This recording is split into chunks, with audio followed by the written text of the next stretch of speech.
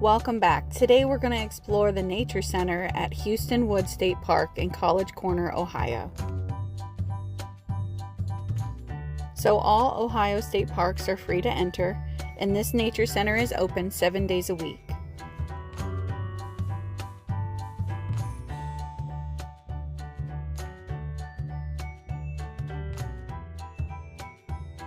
Inside, you will find several live reptiles and lots of information on nature in the park.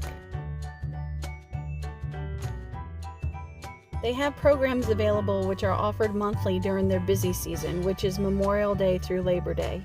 I will post a link in the description to their main page if you want to find out more.